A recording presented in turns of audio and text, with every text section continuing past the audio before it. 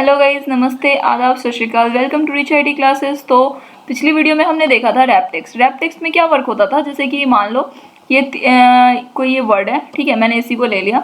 अब इसको मैं चाहती हूँ कि ये अपने अकॉर्डिंग स्पेस, अगर मान लो कोई स्पेस कम है, मैंने एक ही सेल में लिख दिया, ठीक है, 2-3 वर्ड्स जो कि स्पेस ले रहा है, ठीक है। अब हम चाहते हैं कि इतनी स्पेस ना लेके ये 2 सेल का स्पेस ले ले, बट ये हमें इस तरीके से ना दिखाए। तो क्या करेंगे हम, ये तो स्पेस ऑलरेडी ले रखा है ऊपर से भी, इसलिए ऐसा हो रहा है। इसमें मैं लिख के दिखाती हूँ आपको, ठीक है।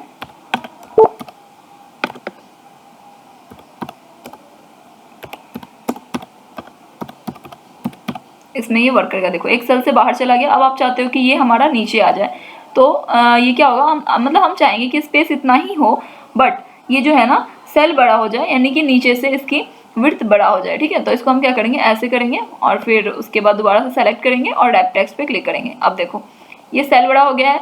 सेम साइज हमारा ऊपर वाले बॉक्स की तरीके का है, बट हमारा ये जो है ना नीचे आ गया, ठीक है। तो इस तरीके से अगर आपको अपने डाटा में बनाने की नीड हो तो आप इसको यूज़ कर सकते हो रैप टेक्स्ट से। मर्ज एंड सेंटर से क्या होता है कि अगर हम 4-5 सेल को एक साथ कन्वर्ट करना चाहते हैं, जैसे कि मैंने ऊपर बना रखा है, उस तरीके से अगर आपको भी करना है, जैसे मान लो इतने सेल को हम एक साथ बनाना चाहते हैं, पहले आप क्या करोगे, सेल को सेलेक्ट कर लोगे, ठीक है। सेल को सेलेक्ट करोगे, 1 मिनट, ये सेल सेलेक्ट हो गया। अब क्या करोगे, मर्ज एंड सेंटर पे क्लिक करोगे। मर्ज एंड सेंटर पे क्लिक करते ही ये सारा सेल एक सेल में कन्वर्ट हो जाएगा। अब आगे क्या करना है, इसमें आप कुछ भी लिख सकते हो।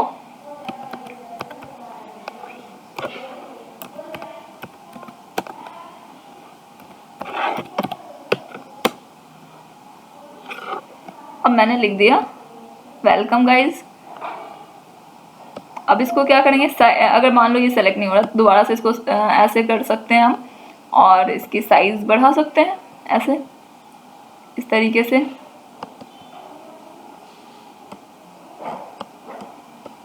इसकी साइज हम ऐसे बढ़ा सकते हैं।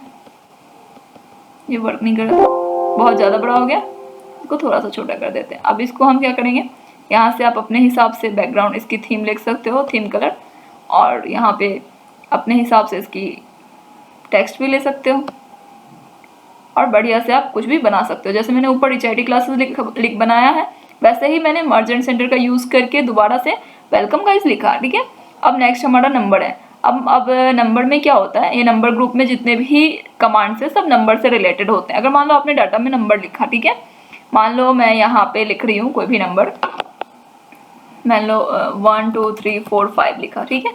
अब इस नंबर को मुझे कन्वर्ट करना है, ठीक है। अब इस नंबर को अगर मुझे नंबर में ही रखना है, जनरल मोड में ये है, ठीक है। अगर मुझे नंबर में रखना है तो नंबर में रहेगा ये नंबर में, करेंसी में रखना है तो करेंसी में रहेगा, अकाउंटिंग में अगर इसको कन्वर्ट करना है तो अकाउंटिंग में इस तरीके से ये कन्वर्ट हो जाएगा, ठीक है। अगर आपको नंबर में रखना है तो नंबर में इस तरीके से आएगा। आप जिस पे भी सेलेक्ट करोगे वो उस तरीके फॉर्मेट में सेलेक्ट हो जाएगा, यानी कि उस सेल की जो फॉर्मेट है वही चेंज हो जाएगी। अब देखो इस नंबर से रिलेटेड ये नंबर, ये डेट आती है तो ये डेट में चला जाएगा, लॉन्ग डेट देखो पूरा आ गया इसमें। अब नेक्स्ट है हमारा टाइम, टाइम के अकॉर्डिंग ये दिखा दिया। अब इसमें हमारा उससे नेक्स्ट परसेंटेज है, देखो इससे परसेंटेज से रिलेटेड दिखा दिया। अब उसके बाद हमारा फ्रैक्शन है, फ्रैक्शन से रिलेटेड दिखा दिया। अब उसके आगे हमारा साइंटिफिक है, साइंटिफिक से रिलेटेड दिखा दिया। यानी आपके डाटा के अकॉर्डिंग जिस चीज़ की नीड है आप उसमें कन्वर्ट कर सकते हो, ठीक है। ये टेक्स्ट के अकॉर्डिंग, टेक्स्ट जो होता है हमारा किसी भी सेल में लेफ्ट साइड से होता है। अगर राइट साइड में आप दिख रहा है कोई भी चीज़ तो आप उसको नंबर मानोगे। अगर कोई भी चीज़ सेल के लेफ्ट साइड में दिख रहा है यानी कि वो टेक्स्ट दिख रहा है। ये टेक्स्ट के फॉर्मेट में है अभी, ठीक है। अब ये टेक्स्ट के फॉर्मेट में है, अगर इसको आप चाहो कि नंबर के फॉर्मेट में करना तो देखो नंबर के फॉर्मेट में जैसे ही आएगा ये राइट साइड में आ जाएगा, ठीक है। तो इस तरीके से ये वर्क करेगा।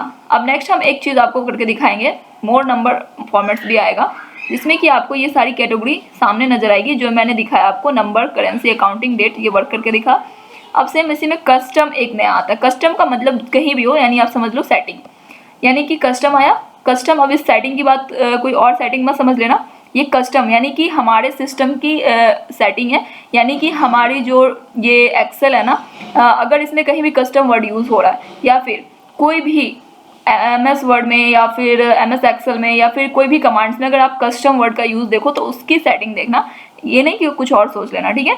तो हम कस्टम देखेंगे। अब नेक्स्ट कस्टम इसका क्या है, देखो 1 2 3 4 5 की जगह पे अगर हम इसमें इसका कुछ टाइप आता है, जैसे कि मान लो 1 2 3 5 है, यहाँ पे अगर आप टाइप 0 कर रहे हो, देखो ये इस तरीके से रहेगा, 0.00 करते हो तो ये इस तरीके से सिंबल में आएगा। अगर मान लो आपको अगर मान लो इसको मंथ के फॉर्मेट में लाना है तो आप क्या करोगे, मंथ डेट और ईयर में, तो इस तरीके से। अगर आपको डेट मंथ ईयर के सैंपल में लाना है तो ये इस तरीके से फॉर्मेट आप कर दोगे, ठीक है। इस तरीके से ये ऑटोमेटिकली चेंज होता रहेगा। देखो मैं आपको करके दिखाती हूँ, डेट मंथ, ओके, देखो 18 अक्टूबर आ गया। तो इस तरीके से आप इसमें कस्टम में जाके चेंज कर सकते हो। तो ये बहुत ही कमाल का चीज़ है। इससे आप कैलेंडर्स वगैरह बनाना सीख सकते हो। मैं आपको दिखाऊंगी कैलेंडर्स कैसे बनाते हैं, ये सारी चीज़ें मैं आपको बताऊंगी। आप आगे देखते रहो, आप वीडियो में बने रहो, ठीक है।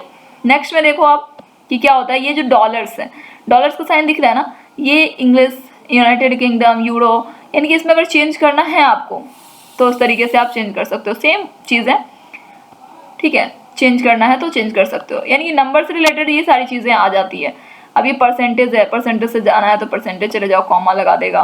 कॉमा यानी कि होता है जैसे 12,345 है ये, ठीक है। मैंने 1 2 3 4 5 लिखा है, बट अगर इसको हम अकाउंटिंग में लिख रखे हैं तो अगर ये 1 2 3 4 5 लेता है और कॉमा का यूज़ करेंगे तो ये 12,345 बन जाता है। तो इस तरीके से आप कर सकते हो। ये पॉइंट में आ जाता है, देखो डेसिमल के साथ, ये डेसिमल घटा रहा है।